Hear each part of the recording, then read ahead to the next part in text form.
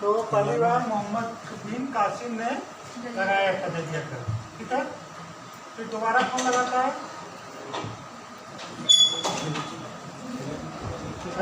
दोबारा कंटिन्यू रहेगा, ठीक है, कंटिन्यू रहता है। बंद कौन पहली बार करेगा? अकबर।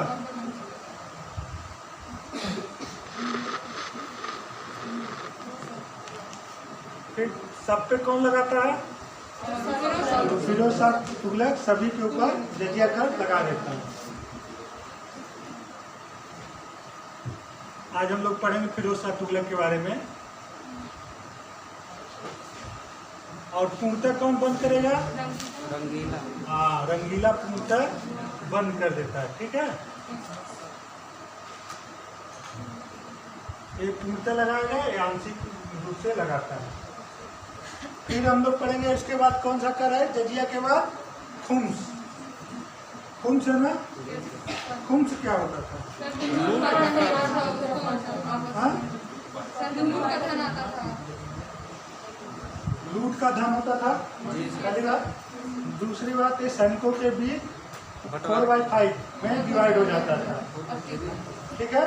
80% सैनिकों को मिलता था।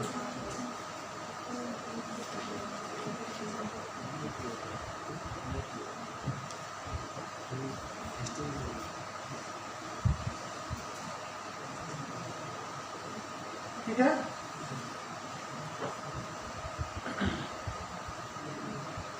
लूट का धन होता था,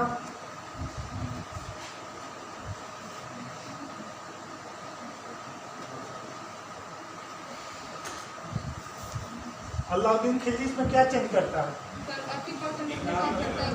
हाँ, अलाउद्दीन खिलजी इसमें क्या चेंज करेगा?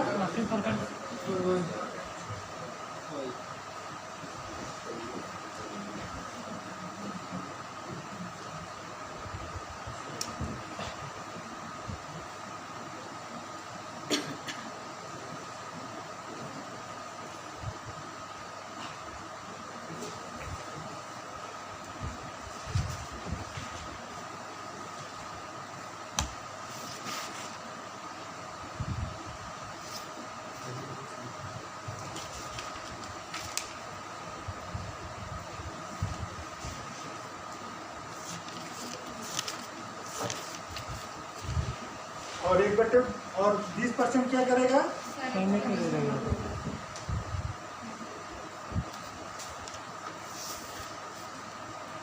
20% सैनिकों को दे देगा।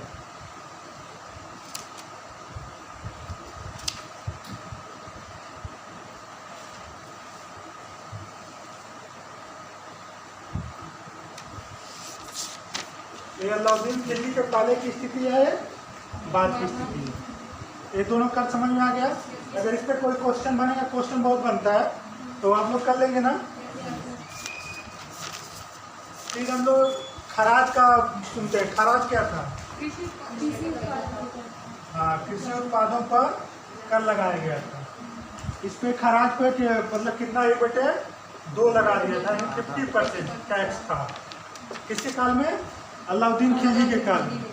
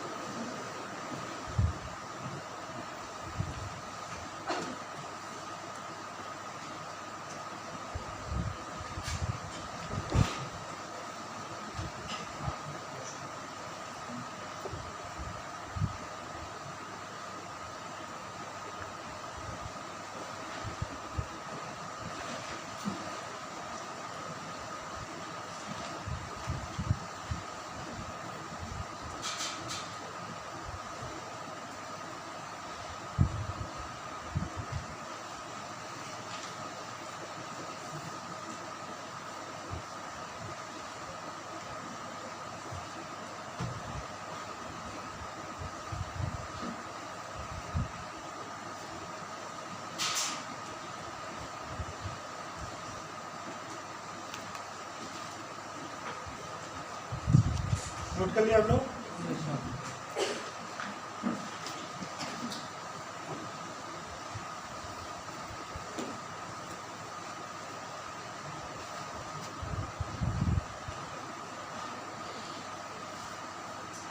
और ये खास कहाँ पे है? हाँ? अलाई दरवाजा ये सब दिल्ली में है, और ये अलाउद्दीन खिलजी ने निर्माण श्री फोर्ट, ठीक है, एक मस्जिद का निर्माण करवाया था। कोई बताएगा? हाँ, वेरी गुड। कौन बताया? हाँ, जमेत खाना मस्जिद, ये भी इम्पोर्टेंट है, चारों नोट कर लीजिए। जमेत खाना मस्जिद का भी निर्माण करवाया था इसमें, सब दिल्ली में ही है, ठीक है। और ये खास जमेत खाना मस्जिद, हजार खंबा और सीढ़ी फोर्ट, ये नोट कर लीजिए।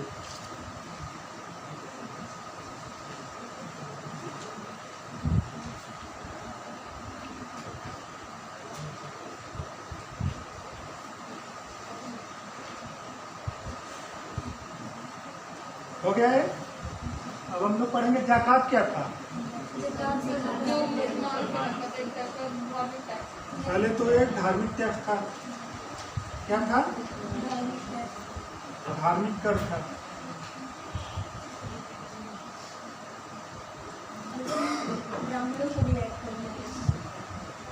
फिर इसको सिर्फ मुसलमानों से वसूला जाता था। किससे वसूला जाता था? मुसलमानों से वसूला जाता था, मुस्लिम समुदाय से वसूला जाता था।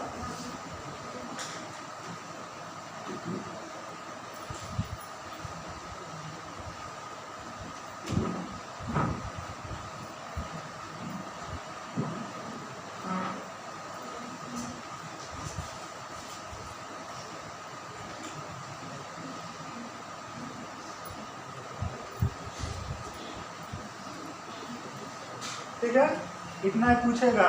ज़कात ये था, धार्मिक कर था, मुस्लिम समुदाय से वसूला जाता था, और अलाउद्दीन खिलजी के काल में था, और इनमें से कोई नहीं, सभी है। तो क्या ऑप्शन करेंगे? सभी सही है, ठीक है।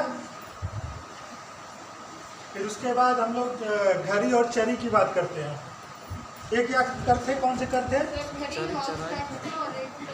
हाँ, दुधारी पशुओं पर लगाया जाने वाला कर चरी था।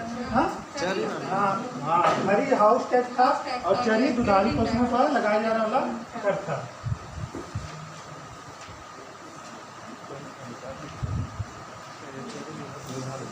इसने अलाउद्दीन खिलजी ने लगाया था इसको।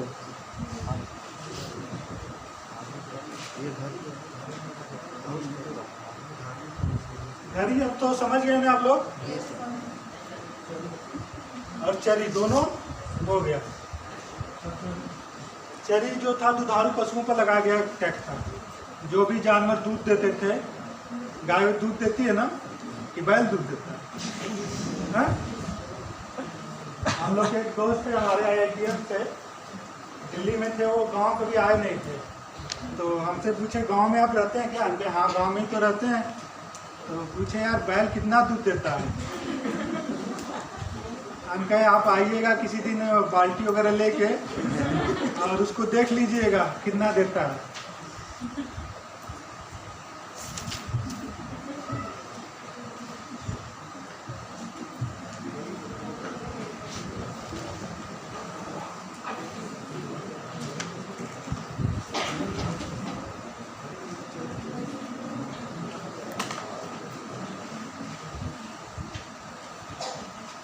खिलजी वंश का अंतिम शासक कौन था? वजीर खुसरो खान, ठीक था, वजीर खुसरो खान। खिलजी वंश का अंतिम शासक नोट कर लीजिए, वजीर खुसरो खान।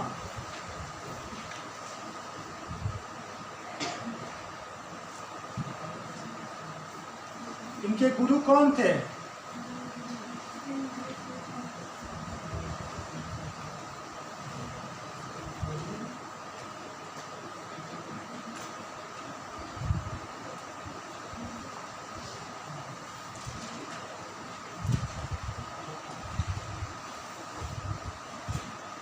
ठीक है, खिलजी वंश कब तक रहता है? 1300, तो 1320 से 1320 तक थे, ठीक है।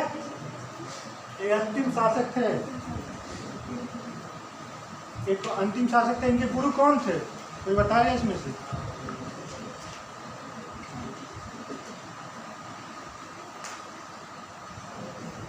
कोई बताएंगे गुरु कौन थे? निजामुद्दीन औलिया का नाम सुने आप लोग? वो इनके गुरु थे। इनके गुरु कौन थे? निजामुद्दीन औलिया। नोट कर लीजिए, इनके गुरु निजामुद्दीन औलिया थे।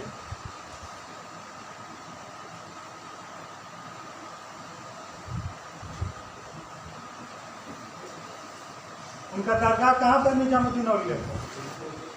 हाँ, कौन बोले दिल्ली? हाँ, मतलब आप लोग पढ़ते नहीं है, पढ़ के नहीं आते हैं क्या? हाँ, कौन कौन घर से पढ़ के आते हैं? कितने लोग पेपर लगा रहे हैं जो 5 साल 10 साल का है? क्वेश्चन हो जा रहे हैं ना सब लोग से? जो पढ़ाया गया, जो आए हुए क्वेश्चन है IAS और PCS में, सारे सॉल्व हो जा रहे हैं ना? इससे ज़्यादा नहीं पूछ रहा, ठीक है? बस इनके बारे में इतना ही काफ़ी है। हम लोग आज MBT मोहम्मद बिन तुगलक वंश शुरू करते हैं। मार्केट में एक नया वंश अब आ जाएगा, तुगलक वंश, ठीक है? मार्केट में कौन नया वंश आ रहा है? तुगलक वंश आ गया। इनकी हत्या कौन करेगा?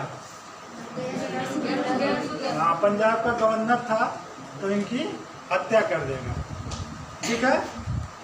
अब तुगलक वंश कब से कब तक है? हाँ,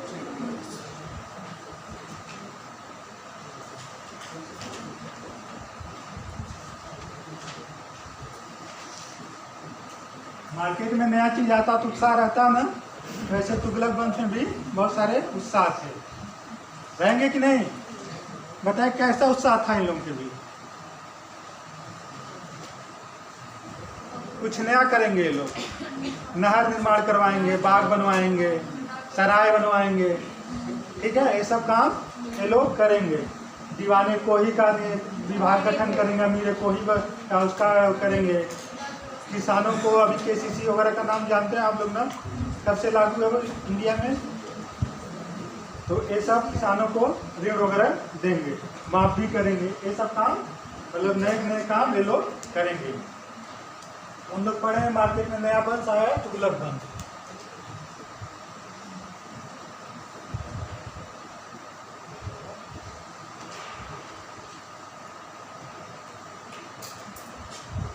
साल कब से कब है? 1320 से। इतना तो याद रहेगा ना आप लोग को कि भूल जाएंगे? ये भी नहीं भूलेंगे। 1320 से 1414 तक वजीर खुसरो की हत्या कौन करता है? गयासुद्दीन तुगलक, ठीक है? और गयासुद्दीन तुगलक जो वजीर खुसरो के गुरु थे, वही इसके क्या होते हैं? सलाहकार हो जाते हैं। गयासुद्दीन तुगलक के सलाहकार कौन होंगे? निजामुद्दीन औलिया। नोट कर लीजिए, गयासुद्दीन तुगलक के सलाहकार निजामुद्दीन औलिया हो जाते हैं। भैया आप आगे तो बढ़ने दीजिए, आप लोग पहले ही आगे बढ़ जा रहे हैं। अभी बता रहे हैं उसको कहाँ कहे थे, ठीक है?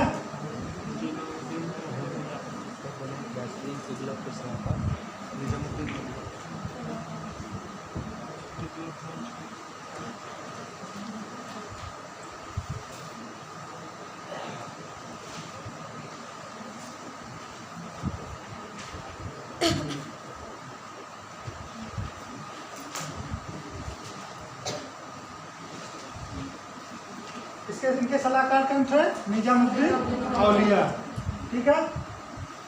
गयासुद्दीन तुगलक बंगाल अभियान पे जाते हैं, पता है ना? जब बंगाल अभियान पे जाते हैं तो इनके सलाहकार तो निजामुद्दीन औलिया थे, तो इनसे बोल के जाते हैं कि जब तक हम बंगाल विजय करके आते हैं तब तक हमारे लिए एक फोर्ट यानी एक महल का निर्माण कराइए और सराय बनवाइए, नहर बनवाइए और बगीचे लगवाइए। इसके लिए धन की जो भी ज़रूरत होगी आपके राजस्व कोष से ले लीजिएगा।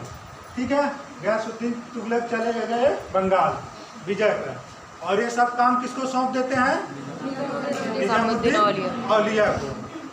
ठीक है। उधर बंगाल विजय कर रहे हैं और इधर निजामुद्दीन औलिया क्या कर रहे हैं? इनके काम को आगे बढ़ा रहे हैं। तो इसी दौरान क्या होता है, निजामुद्दीन औलिया से इनका सिर्फ किला भर, मतलब जो महल था तुगलकाबाद, नाम सुना है नहीं? yes. उसी का सिर्फ निर्माण करवाते हैं, और जो सराय और बाग और नहर और खुदवाना था उसका पैसा कहाँ जमा कर देते हैं? HDFC बैंक में।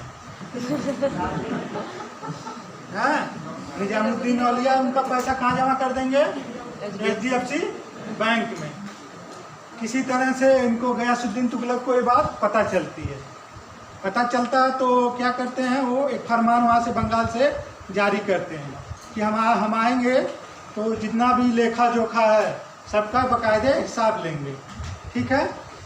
तो ये भी सोच में पड़ जाते हैं निजामुद्दीन औलिया, तो ये भी अपना एक दूत भेज देते हैं। किसके पास? गयासुद्दीन तुगलक के पास। और वो दूत जाके बोलता है कि अभी दिल्ली बहुत दूर है। समझिए, मैं आ गया ना? कौन कहा था किसके बारे में? दिल्ली अभी बहुत दूर है। निजामुद्दीन औलिया ने किसके बारे में कहा था? गयासुद्दीन तुगलक के बारे में। और उसके पहले ही, दिल्ली आने से पहले गयासुद्दीन तुगलक क्या चले जाते हैं? निपट जाते हैं। ठीक है। महल बनवाते हैं जौना खां, यानी मोहम्मद बिन तुगलक। इनका नाम जौना खां भी है, जिसके नाम पर जौनपुर बसवाया था फिरोज शाह तुगलक ने।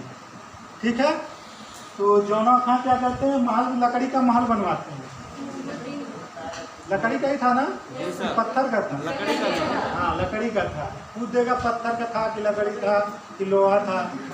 यूपी पीछे ऐसा कुछ भरोसा नहीं। या कितने लोग 80 में से देते हैं? 80 भी देते हैं, मतलब जितने एग्जाम में सब देते हैं। जो फार्म आ गया मार्केट में, नया फार्म आ गया मार्केट में, उसको भर ही दो। भले से UPSC छूट जाए लेकिन SSC ना छूटे, ये है ना। और कितने लोग इसे UPSC की ही तैयारी करते हैं?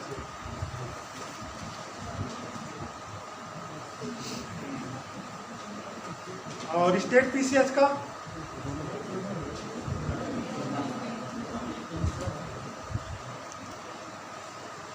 तो हम लोग कहाँ पे थे? हाँ, लकड़ी का महल बनवाते हैं। अब बंगाल विजय करके आया ही है गयासुद्दीन तुगलक। तो जनता जानते हैं, जब जनता इकट्ठा होती है तो क्या करती है? भाग दौड़ लगाती है। अब उसी भाग दौड़ में क्या, लकड़ी का महल गिर गया और उसी में गयासुद्दीन तुगलक निपट गए। दिल्ली अभी आए नहीं, बीच में ही निपट गए गयासुद्दीन तुगलक। ठीक है। तो फिर कौन आता है? मोहम्मद बिन तुगलक। इनका कार्यकाल 1320 से 1325 तक चलता है।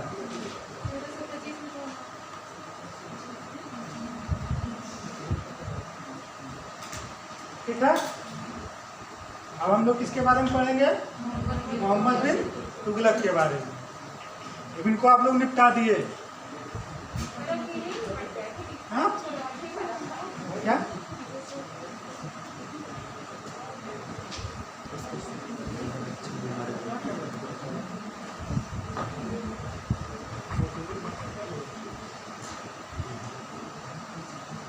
तो क्वेश्चन पूछेगा किसके बारे में कहा गया दिल्ली अभी दूर है?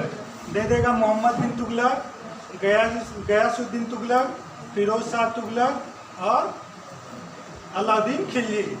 किसके बारे में मारेंगे? गयासुद्दीन तुगलक के। यही मारेंगे। कुछ समय कंफ्यूजन में आ जाएंगे। कंफ्यूजन नहीं करना है, गयासुद्दीन तुगलक को ही टिक करना आप लोग को। ठीक है। अब हम लोग पढ़ेंगे मोहम्मद बिन तुगलक।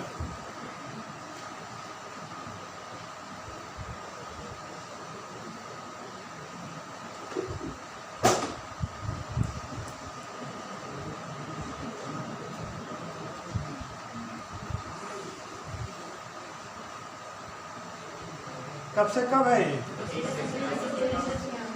हाँ,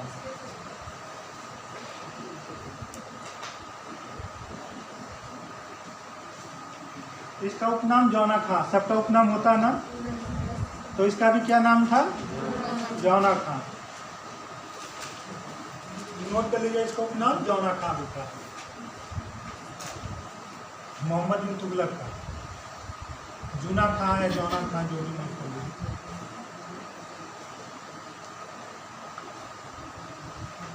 ठीक है ना। ये क्या करता है मोहम्मद बिन तुगलक आके?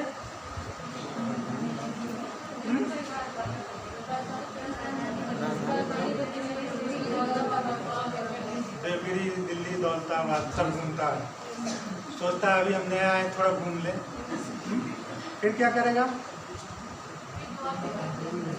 हाँ, तो आप में 1/10 से 1/20%। तो आप किसे करते हैं आप लोग?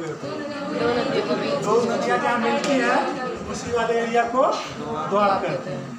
यहाँ बताइए यूपी में कौन ऐसी दो नदियाँ हैं जो आपके पूर्व उत्तर प्रदेश में मिल रही हैं?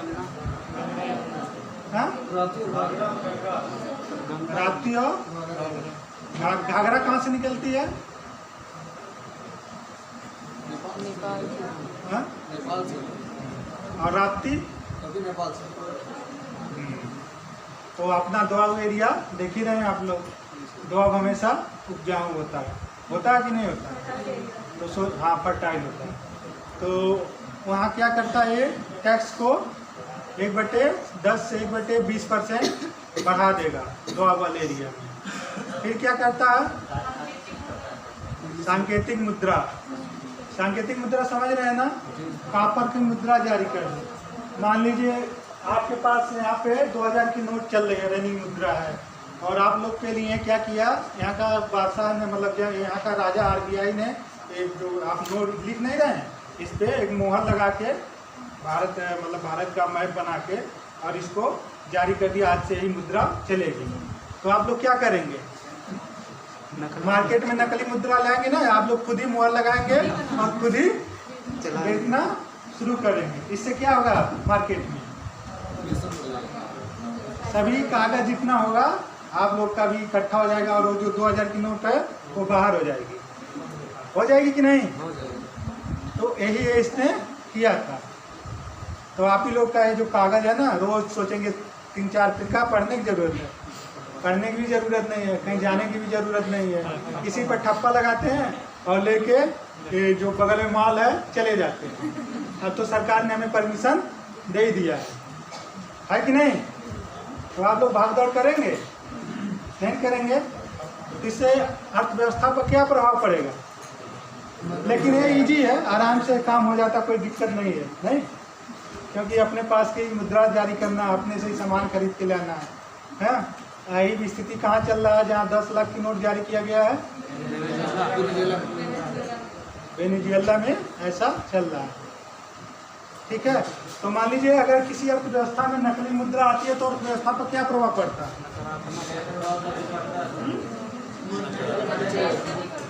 क्या होगा? चलिए, महंगाई बढ़ेगा, और क्या होगा? हाँ, आप बताइए। खराब डॉलर की अपेक्षा रुपया कमजोर हो जाएगा। और बताइए, ये सब क्वेश्चन आते हैं ISPT में, इसी में आते पूछ रहे हैं, ऐसे नहीं पूछ रहे हैं। पूछता है कि नहीं? हाँ, ISPT का पेपर देखें, पूछता है कि नहीं ये सब? हाँ, इंटरनेशनल इकोनॉमिक्स जानते हैं ना, उसी में पूछता है। चलिए बताइए, और क्या होगा? अगर डॉलर की अपेक्षा मुद्रा कमजोर हुई तो भारतीय अर्थव्यवस्था पर क्या प्रभाव पड़ेगा? हाँ, वेरी गुड, नकारात्मक प्रभाव। नकारात्मक में क्या क्या प्रभाव होगा? इससे क्या होगा? Balance of payment, very good, balance of payment पर क्या प्रभाव पड़ेगा? हाँ, बैलेंस ऑफ पेमेंट क्या होता है, कोई बताएगा?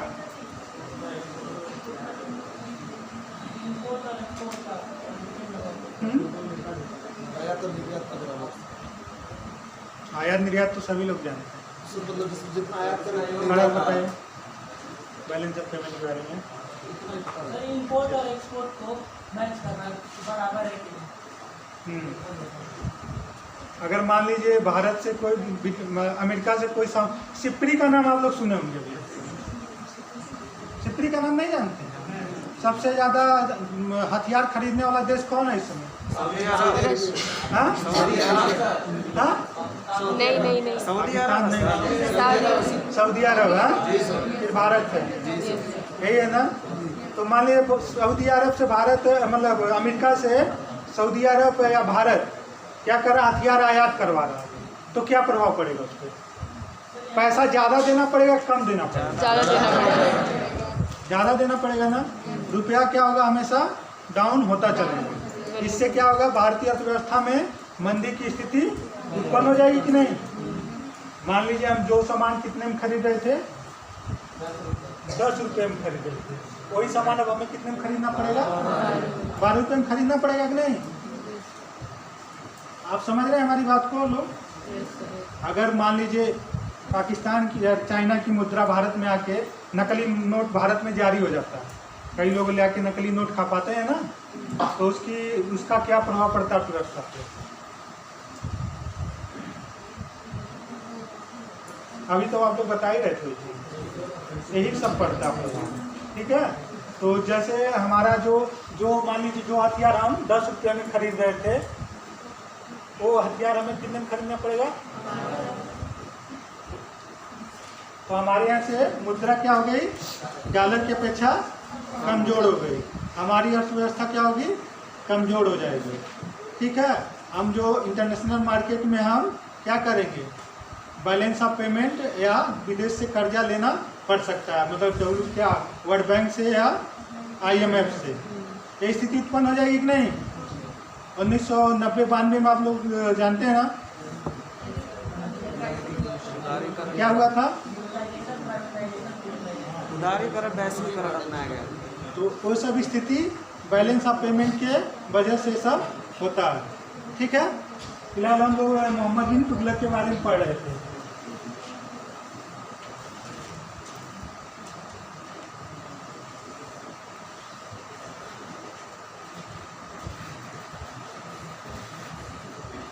ठीक है, तो इसका 5 अभियान होता है, इसको क्या बोलते हैं?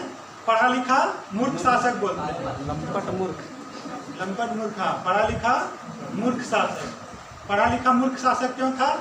जो भी नीति बनाता था वह सफल हो जाते, क्योंकि इसके भाग इसके साथ नहीं थी। जी सर, इसके भाग इसके साथ नहीं था। आप लोग कितने लोग दूध को बॉयल किए हैं? अच्छा ये बताइए, जब दूध बॉयल करते हैं जब तक आप वहाँ खड़ा रहेंगे,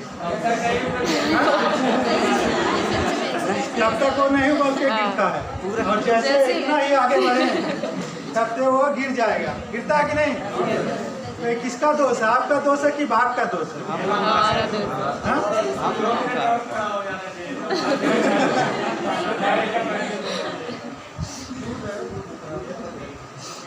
होता है ऐसा ना?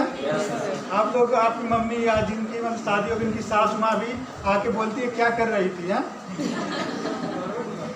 कहाँ तुम्हारा दिमाग रहता है? दूध गिर गया, लेकिन आपका दोष नहीं है, वो आपके भाग का दोष है। तो बेचारे के साथ यही सब था। ये अभियान तो बहुत अच्छा बनाया था, हैं?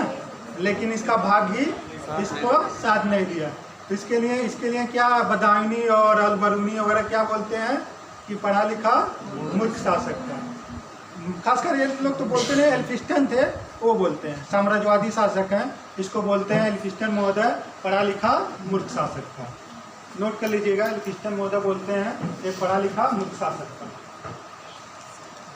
बदायूं तो बोलते हैं कि जनता को इससे मुक्ति मिली और इससे जनता को मुक्ति मिली, ये भी नोट कर लीजिएगा। हाँ, बदायूं ये राष्ट्रवादी का भी है। अभी हिस्टोग्राफी आप लोग अभी इंसेंट पढ़ाएंगे, इंसेंट पढ़ लिया आप लोग? नहीं सर, एक दिन बस पढ़े इंट्रोडक्शन। तो उसमें हिस्टोग्राफी बताया जाएगा। मॉडर्न में तो पूरा हिस्टोग्राफी है, इसको मेंस में है नहीं, तो इसके नाते हिस्टोग्राफी की जरूरत नहीं है। ठीक है, आप लोग नोट कर लें बदायूं और एल्फिंस्टन का।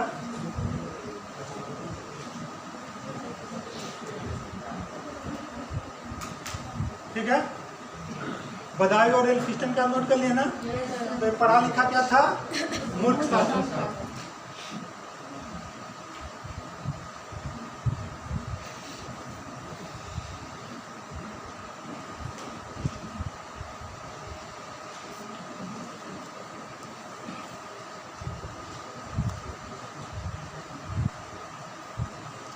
ठीक है,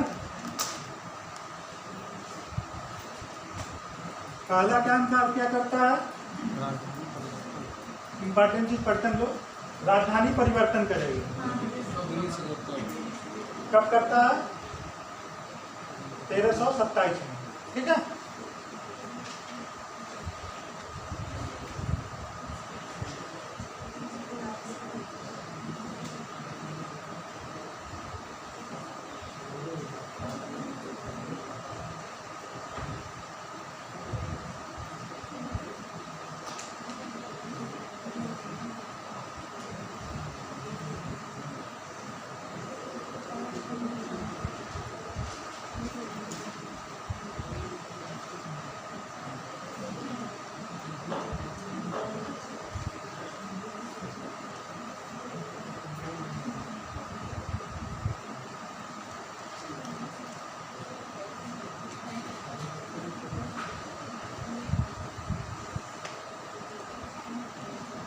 ठीक है, दिल्ली से फिर देवगिरी, और देवगिरी का नाम परिवर्तन करके दौलताबाद। क्लियर है इतना ना? अब बताइए, आप ही लोग हैं, और आप लोग के लिए क्या किया गया? यहाँ है आप, मतलब ऐसे ही परेशान हैं क्योंकि यूपीएससी का प्रेशर है कि नहीं? और बोल दिया कि जाइए आप पैदल महाराष्ट्र जाइए बिना खाए पिए, तो आप लोग क्या करेंगे? नहीं जाएंगे। एक तो यूपीएससी का प्रेशर है आप लोग के ऊपर, दूसरा बेरोजगारी का धब्बा है, ये भी प्रेशर ही है, है ना? तो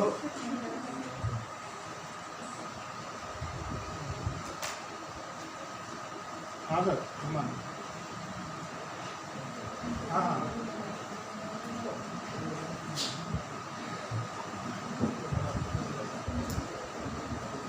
अच्छा ठीक सर, क्लास ले रहे हैं 5 से।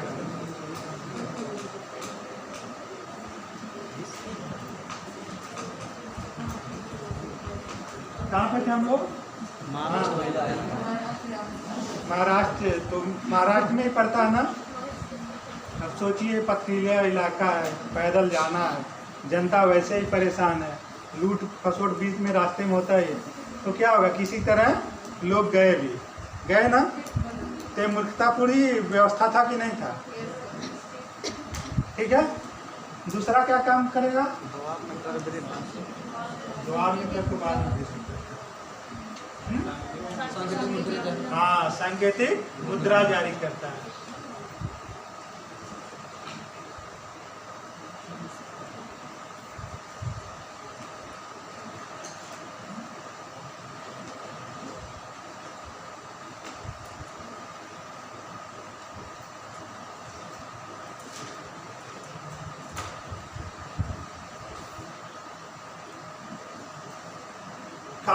कापर का नाम जानते हैं आप लोग ना? ठीक है, अभी हम आप लोग को बताए थे, क्या बताए थे? 2000 के नोट है। अब यहाँ के आरबीआई की गवर्नर कौन है? निर्मला सीतारमण, शक्तिकांत दास। अभी इतना भी नहीं पता आप लोग को? हाँ, वो कह दिए कि आप क्या करिए कि मतलब एक मोहर लगी रहेगी इंडिया की, और उसी पे लगा के आप लोग मार्केट में जाइए लेके कॉपी करेंगे ना। मान लीजिए 2000 के नोट की जगह ऐसे ही पेपर, सादा पेपर हो और उस पर एक मोहर लग जाए, ठीक है, और ही नोट प्रचलन में आ जाए, तो आप लोग क्या करेंगे? वैसे भी डुप्लीकेट मुद्रा आ ही जाती है मार्केट में 2000 की, तो ये तो सामान्य चीज़ है कि नहीं? तो आप लोग भी क्या करेंगे? इसी पे मुहर लगा के लेके, डीमार्ट है ना बगल में, इसके यहाँ पहुँच जाएंगे आप लोग, फिर इसका सारा दुकान क्या होगा? खाली कर देंगे। तो ऐसे ही वहाँ पर भी हुआ था। जो कापर का मुद्रा था उसका जब इकट्ठा किया गया है तो जो असली मुद्रा थी वो चलन से बाहर हो गई, और जो नकली मुद्रा थी तो क्या हो गई, इकट्ठा हो गई, बहुत ज़्यादा इकट्ठा हो गई थी। और जो बैलेंस ऑफ पेमेंट था हमारा वो किस में चला गया, निगेटिव में चला गया। व्यापार तो तब भी होते थे ना, व्यापार चल रहे थे कि नहीं। तो मान लीजिए असली मुद्रा गायब हो गई और बाहर से सामान आप लोग खरीद के, मतलब सरकार जो वहाँ का सुल्तान था बाहर से व्यापार उस मुद्रा से कर रहा था, और असली मुद्रा फिर वहाँ चली गई, और जो असली मुद्रा थी यहाँ पे इसके पास बची ही नहीं, तो क्या होगा, अर्थव्यवस्था आपका खत्म हो जाएगा कि नहीं। ये स्थिति अभी कहाँ पे चल रही है, वेनेजुएला में 10 लाख की नोट जारी हुआ है, हमारे 5 रुपये नोट के बराबर वहाँ 10 लाख की नोट है। सोचिए वेनेजुएला की राजधानी कहाँ है। अगर आप 1 किलो आलू लेंगे तो कितना वहाँ देना पड़ेगा, 20 लाख। सोच लीजिए इतना वैल्यू है। अब यहाँ 40 लाख रुपए लेके जाना पड़े तो जा ही नहीं पाएंगे बैंक तक, चले जाएंगे क्या।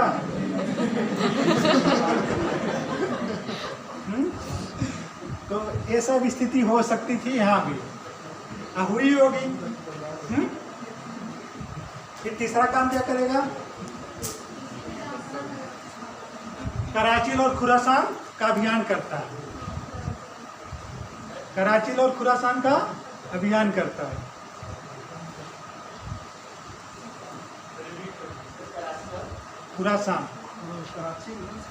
खुरासान भी अब मान लीजिए सैनिक है इसके पास, 4-5 लाख सैनिक तो रहे होंगे। तो 4-5 लाख सैनिक है, तो इसको क्या किया है, तिब्बत वाले क्षेत्र में वो पहाड़ी वाला का जो बद्रीनाथ केदारनाथ है वहाँ पे अभियान के लिए भेज दिया। और ऐसे ही आपदा आ गई होगी, जैसे जून में आई थी, 2014 में आई थी ना, 16 में आई थी, 13-14 में जो आई थी ना, वैसे ही एक आपदा आ गई। तो इसके अभियान में क्या होगा, देखना पड़ेगा, हाँ, असफल हो जाएगा, सैनिक वहीं पे मारे जाएंगे। वैसे ही ये अभियान था, ठीक है, कराची वाला, ठीक है। अब खुरासान क्या था, खलीफा मिस्र वाला अभियान था खुरासान, तो वो कभी उसमें आया ही नहीं, उसको कभी जारी ही नहीं किया गया, क्योंकि उसमें ट्रिपल अलायंस बन रहा था। मतलब 3 लोगों मिल के, मिस्र के थे और कौन थे, सऊदी अरब के, और ये 3 लोग मिल के इसको करना चाह रहे थे। तो मान लीजिए 2 सहमत, 1 नहीं सहमत है, तो अभियान पूरा होगा, तो इसलिए यह अभियान पूरा नहीं हुआ। अब आप लोग का फेवरेट है कौन सा, जो आप दुआ की बात कभी से मतलब कर रहे थे, दुआ में क्या करता है, करों की वृद्धि कर देता है। दुआ में क्या करेगा, कर की वृद्धि कर देगा।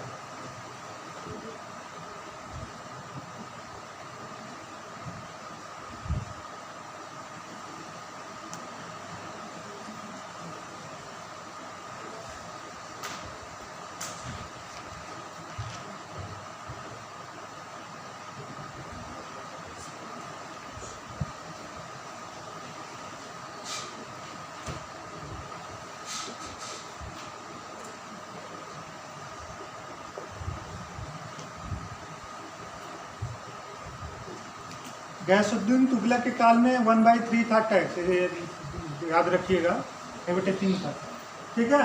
तो कर में वृद्धि 1/10 से 1/20%,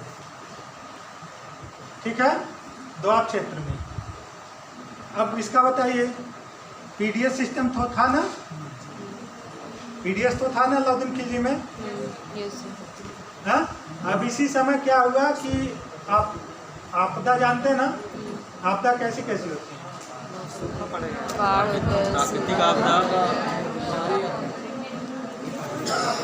मान लीजिए अभी गेहूँ का फसल है, गेहूँ का फसल चल रहा ना, रबी बोलते हैं ना, खरीफ और रबी में क्या अंतर है, रबी खरीफ बारिश हाँ? खरीफ से जुलाई सितंबर को आया था। खरीफ, जायद और रबी, Yes. बहुत पूछता है पीसीएस में, फेवरेट क्वेश्चन है, ज्योग्राफी का फेवरेट क्वेश्चन है रबी खरीफ जायद के बारे में। कौन कौन पेपर देख रहे हैं ज्योग्राफी का? देखिएगा तो पूछता है कि नहीं पूछता? बहुत बार पूछा है, बहुतों बार पूछा है। तो रबी का फसल कौन होता है? गेहूँ। और खरीफ धान, धान होता है ना। और जायद में हाँ ये सब होता है, बहुत पूछता है। हाँ, बहुत इंग्लिश मीडियम वाले जो हैं बहुत कंफ्यूज भी हो जाते हैं लोग। खरीफ को रबी में बदल लेते हैं और रबी को खरीफ में बदल, ऐसा होता है ना। ये IAS में भी आता है और PCS में। हाँ सीजन और महीना बताइए आप लोग, बताइए। हाँ? नहीं तो जी सितंबर से नवंबर का सर जुलाई मार्च अप्रैल में होता है रबी का। मार्च अप्रैल हो जाता है, क्यों होता है मार्च अप्रैल? बताइए, आप बताइए।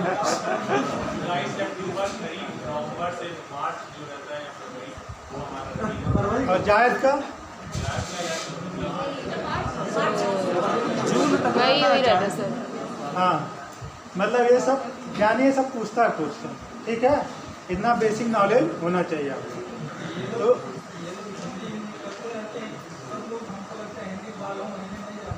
हाँ पहले पता है हिंदी का पहला महीना कहाँ से स्टार्ट होता है? हाँ उसके बाद उसके बाद उसके बाद उसके बाद उसके बाद उसके बाद उसके बाद उसके बाद उसके बाद अब आप क्या कंफ्यूजन शुरू हो गया?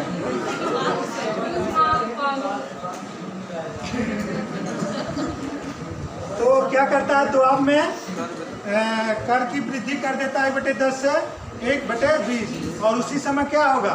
दैवी आपदा आ जाएगी। मान लीजिए गेहूँ का फसल तैयार हुआ, इस पे क्या पड़े?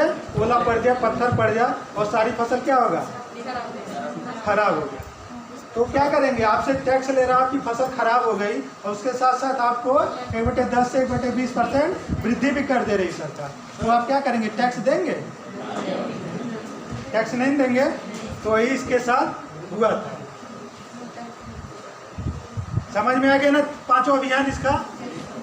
अब कभी भूलेंगे नहीं ना, नोट कर लीजिए आप, ऐसे लिख भी लीजिए जैसे बताएं।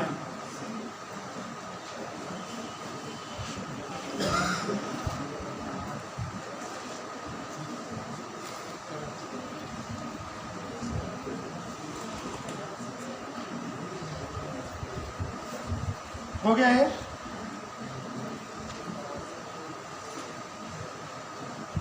इसको मुंगियारों का राजकुमार भी बोलते हैं। मुंगियार के राजकुमार, मुंगियार के राजकुमार भी बोला जाता है। वही तो पूछ रहे हैं आप, तो बताइए क्या होता है। राहुल गांधी और मतलब अखिलेश जी क्या है?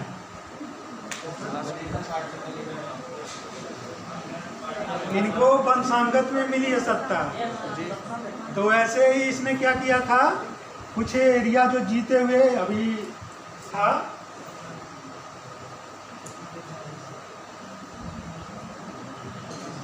ये है ना, ये तो पूरा एरिया इनका कब्जा था ही दिल्ली का, इसके आसपास के इलाके। ये जो है विंध्य के, ठीक है, विंध्य पर्वत के नीचे वाला एरिया कहाँ, कौन सा एरिया इनके पास था? कहाँ पे शासन था? वारंगल में था, दौलताबाद में था, पांड्यराज था। पांड्यराज ऐसा शासक था जो अलाउद्दीन खिलजी को न टैक्स दिया था, न कभी अधीनता स्वीकार किया था, ठीक है। लेकिन इसके काल में क्या होता है, ये पूरा एरिया इसके पास आ जाएगा, तो इसको विरासत में जीते हुए राज्य मिल जाते हैं। इसीलिए इसको क्या बोलते हैं? मुंगियारों का राजकुमार बोलते हैं। मदुरई वगैरह राज्य पूरा कवर कर लेगा, साउथ में भी कवर कर लेता है। पहला शासक कौन था जो दक्षिण भारत पर आक्रमण किया था? अलाउद्दीन खिलजी था, ठीक है। तो इसके पास पूरा ये मतलब दक्कन वाला क्षेत्र भी आ जाएगा, ठीक है ना। इसको हम फिर कल मतलब इसके बाद जो भी है अगला शासक फिरोज शाह तुगलक के बारे में कल चर्चा करेंगे, ठीक है। कल छुट्टी है सर, मंडे को।